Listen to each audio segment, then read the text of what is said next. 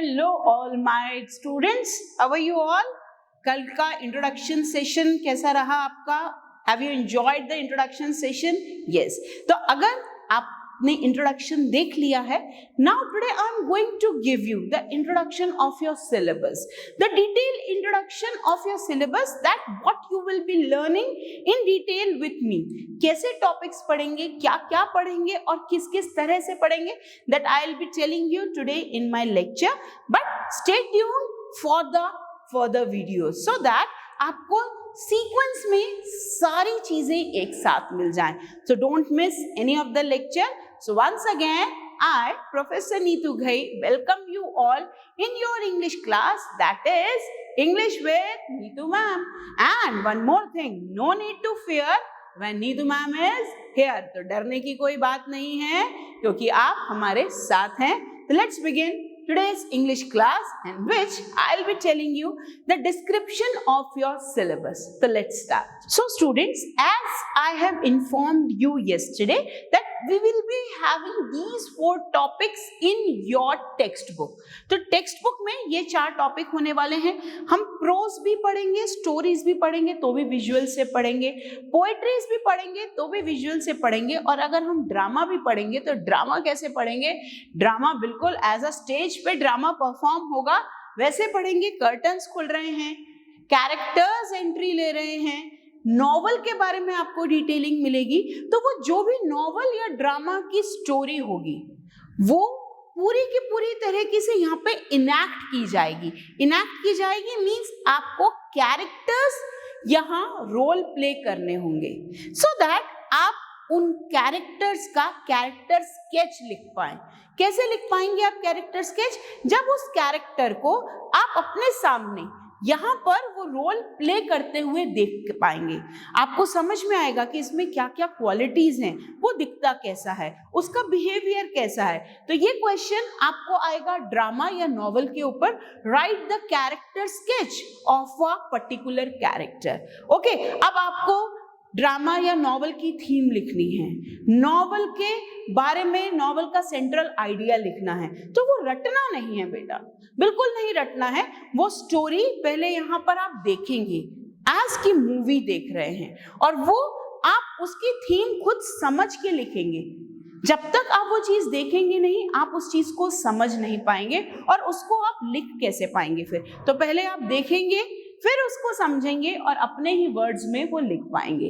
Clear? तो drama और novel में तो बहुत मजा आने वाला है। यहाँ पर मैं आपको पूरा ड्रामा दिखाने वाली हूँ, about the all the novels, all the drama part of your text book syllabus. So after the drama and novel part, check out the detailing of grammar topics. Grammar topics में what I'll be teaching you? I'll be teaching you the basic. सबसे पहला जो हमारा topic होगा वो होगा basic of parts of speech. What I teach my students, I teach my students from the basic level. What I feel कि they are unaware of anything, उन्हें कुछ नहीं पता, मुझे उनको जीरो से स्टार्ट करना है, मुझे उनको बेसिक से स्टार्ट करना है। So no need to get scared। अगर आपने 9th और 10th में भी इंग्लिश ग्रामर का कुछ भी नहीं पढ़ा है, still I accept the challenge to change you like a pro। तो अगर 9th और 10th में भी कुछ नहीं पढ़ा, I'll start from the basic of 8th, 9th, 10th। 8th में या 9th में जो भी आपका बेसिक स्टार्ट हुआ है, मैं वहां से स्टार्ट करूंगी in my topic basics of parts of speech. आपको सारे पार्ट्स ऑफ स्पीच पता होने चाहिए, उनकी फंक्शन पता होने चाहिए, सेंटेंस में उनकी जगह पता होनी चाहिए, तभी तो आप सेंटेंस कंस्ट्रक्ट कर पाएंगे, तभी तो आप सेंटेंस बोल पाएंगे। तो सबसे पहले basic, as if you don't know anything, and I'll be teaching you from the basic level।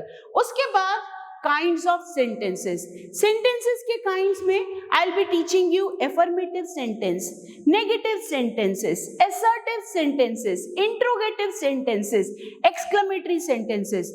याद है नाम? कुछ जाना पहचाना लग रहा है? Yes, I'll be teaching you all the kinds of sentences in kinds of sentences में कि नेगेटिव सेंटेंस कैसे बनाएंगे, इंट्रोगेटिव मींस किसी से क्वेश्चन पूछना है तो वो क्वेश्चन कैसे पूछेंगे, एक्सक्लेमेटरी सेंटेंसेस कैसे बनाएंगे, और ये सिर्फ आपको बोलने के लिए नहीं, ये आपको बोर्ड में भी आएगा. You will be getting one question in which you will be getting the direction. Change it into exclamatory sentence. Change it into negative sentence. Change it into affirmative sentence. Change it into interrogative sentence. तो अगर आपको वो sentence को change करना आएगा तभी तो आप एग्जाम में आंसर दे पाओगे. तो वो चेंज करना तो तब आएगा जब आप इसके बारे में पढ़ोगे और इसके रूल सीखोगे. So the first topic after the parts of speech, I'll be teaching you kinds of sentences and how to change a particular sentence into the directed way. कि कैसे आप affirmative to negative करेंगे, exclamatory to interrogative करेंगे, negative to affirmative करेंगे. That I'll be teaching you in kinds of sentences. उसके बाद I'll be teaching you tenses. Tenses, yes, tenses. Tenses से सब लोग बहुत डरते हैं, बट आपको डरने की जरूरत नहीं है, because no need to fear when Needu ma'am is here. So I'll be teaching you tenses in the most simplest way. सबसे easy way में I'll be teaching you tenses. हर एक tense के ऊपर you have to make some of the sentences, ताकि हर एक tense पे sentence बनाने आ जाए. उसके साथ साथ हर एक टेंस में हर एक टाइप का सेंटेंस बनाने आ जाए. पास्ट टेंस में क्वेश्चन कैसे पूछेंगे, पास्ट टेंस में नेगेटिव सेंटेंस कैसे बनाएंगे, प्रेजेंट टेंस में क्वेश्चन कैसे पूछेंगे. तो ये दोनों टॉपिक, पहला टॉपिक हुआ, उसके बाद नेक्स्ट टॉपिक में अगेन पहले वाले टॉपिक का रिवीजन, ताकि सारे टॉपिक्स फिर से क्लियर होते जाए. तो टेंसेस में आपको सारे टेंसेस तो सिखाएंगे ही सिखाएंगे, उसके साथ साथ हर एक टेंस में स्पीकिंग सिखाएंगे, हर एक टेंस में राइटिंग सिखाएंगे, हर एक टेंस में हर एक सेंटेंस को चेंज करना सिखाएंगे. तो टेंसेस में बहुत मजा आने वाला है, बहुत इंजॉयबल टॉपिक होने वाला है टेंसेस. एंड माइंड दिस, मेरी क्लास में टेंस सीखकर लाइफ टाइम नहीं भूलोगे, ये याद रखना. टेंसेस के बाद हमारा नेक्स्ट टॉपिक होगा स्पीच. स्पीच टॉपिक हर बार स्टूडेंट्स को परेशान करता है. स्पीच में you will be having direct speech to indirect speech. Okay, indirect to direct. अब जब direct speech to indirect speech करते हैं तो उसमें टेंस चेंज होता है, इसलिए स्पीच से पहले हम टेंस करेंगे. So that you must know कहां पर कैसे क्या टेंस चेंज होना है. क्लियर. उसके बाद हम चेंज करेंगे voice. Voice, yes, active voice and passive voice. तो active voice to passive voice and passive voice to active voice. हर एक टॉपिक पर आपको बोर्ड एग्जाम में एक क्वेश्चन मिलेगा. Change the narration, change it into indirect speech, change the voice, change into passive voice. Tenses पे भी change into past perfect tense, change into future perfect tense. तो ये तब होगा ना बेटा जब आपको टेंसेस आते होंगे. तो इसलिए detail study of all the tenses and the usage of a particular tense in a particular condition. कैसे आप एक कंडीशन में ये वाला टेंस यूज करोगे या कौन सी कंडीशन में कौन सा टेंस यूज करोगे, वो भी आपको टेंसेस के टॉपिक में. इसके साथ speech, voice, and then comes the degrees. Positive degree, comparative degree and the superlative degree. इस पर भी बोर्ड एग्जाम में क्वेश्चन आता है. Changing into comparative degree, change the sentence into superlative degree. तो चेंज तो तब करेंगे बेटा जब आपको डिग्रीज के रूल्स आते होंगे. तो डिग्रीज इतने एंटरटेनिंग वे से आपने कहीं नहीं पढ़ी होगी जैसे कि मैं आपको पढ़ाऊंगी. ओके, डिग्रीज के बाद simple, complex and compound sentences. Synthesis of sentence हमने इससे पहले पढ़ा, काइंड्स ऑफ सेंटेंस. अब हम पढ़ेंगे सेंटेंस को सिंथेसिस करना. दैट मीन्स सिंपल सेंटेंस क्या होता है, कॉम्प्लेक्स सेंटेंस क्या होता है, कंपाउंड सेंटेंस क्या होता है, कितने क्लॉजेस रहते हैं कंपाउंड सेंटेंस में, कॉम्प्लेक्स में क्या क्या वर्ड्स लगते हैं कि हम सिंपल सेंटेंस को कॉम्प्लेक्स बना सके. तो ये सब पढ़ेंगे आप ट्रांसफॉर्मेशन ऑफ सेंटेंसेस टॉपिक में, जहां पर मैं आपको पढ़ाऊंगी simple sentence, complex sentence and compound sentence and the transformation of each and every sentence. और बोर्ड में इस पर भी क्वेश्चन आता ही है। Change it into compound sentence, change it into simple sentence. तो ये सारे टॉपिक्स आपको बोर्ड एग्जाम्स में इंग्लिश में मैक्सिमम मार्क्स स्कोर करने में हेल्प करेंगे। After that you will be learning prepositions.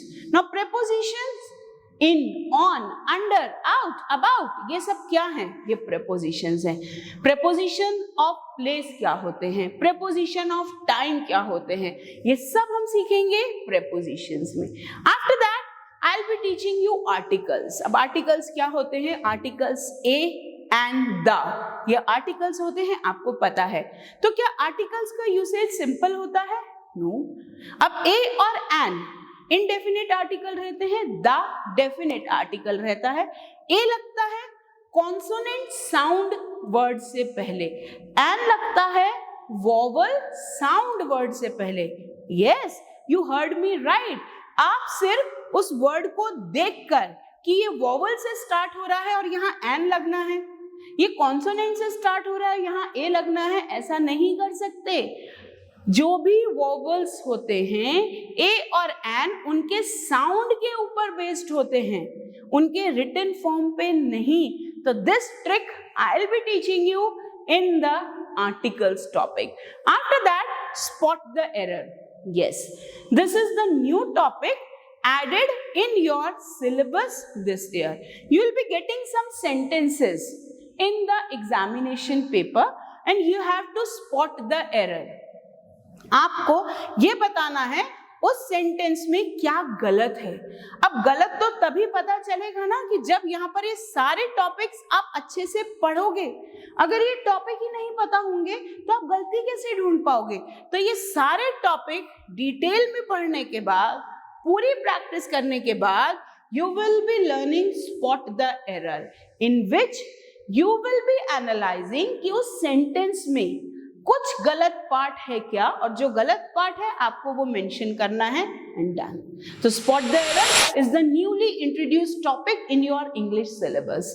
उसके बाद choose the correct option. This year when board, Maharashtra board introduced the paper sets या question sets for the board students, practice question set for the board students, Maharashtra board authorities have given a new topic for the grammar. They will give you one question और उस question के answer में आपको 4 options मिलेंगे।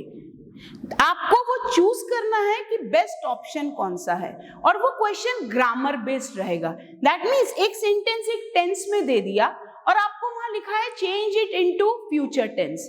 अब future tense के ऊपर 4 sentence दे दिए, आपको उनमें से बेस्ट आंसर चूज करना है। तो बेस्ट या करेक्ट ऑप्शन तो तभी चूज कर पाएंगे बेटा जब आपको हर एक ग्रामर के टॉपिक की डिटेल कॉन्सेप्चुअल नॉलेज होगी। तो डिटेल नॉलेज, कॉन्सेप्चुअल नॉलेज, उसके साथ साथ एप्लीकेशन नॉलेज। आप उस रूल को, उस कॉन्सेप्ट को अप्लाई कैसे करेंगे, that I will be teaching you in my classes. Okay, इसके बाद आप जो राइटिंग स्किल्स में मेरे साथ करेंगे वो है film review, art of comparing. अब आर्ट ऑफ कंपेयरिंग क्या होता है? Art of comparing means becoming a host on the stage. कभी देखा आपने अवार्ड फंक्शंस में एंकरिंग करते हैं, कभी एनुअल फंक्शंस में एंकरिंग करते हैं। तो जो एंकर होता है वो एंकरिंग करता है। अब जो एंकरिंग होती है उसकी स्क्रिप्ट लिखी जाती है, hello I welcome you all in this function. तो ये सब बोलना, इसको बोलते हैं कंपेयरिंग। तो आपको स्क्रिप्ट राइटिंग सिखाएंगे इन art of comparing, so that future में कभी भी किसी भी फंक्शन की एंकरिंग करनी हो तो you must write your own script to impress all the viewers, to impress the audience। तो वो किस में लिखेंगे? आर्ट ऑफ कंपेयरिंग में। Next will B blog writing.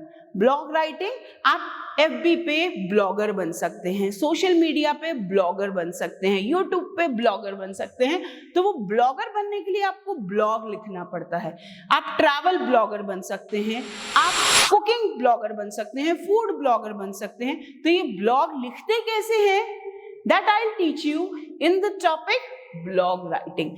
Next will be email writing. Now email writing आपने पहले भी किया होगा और नहीं भी किया, नो नीड टू वरी.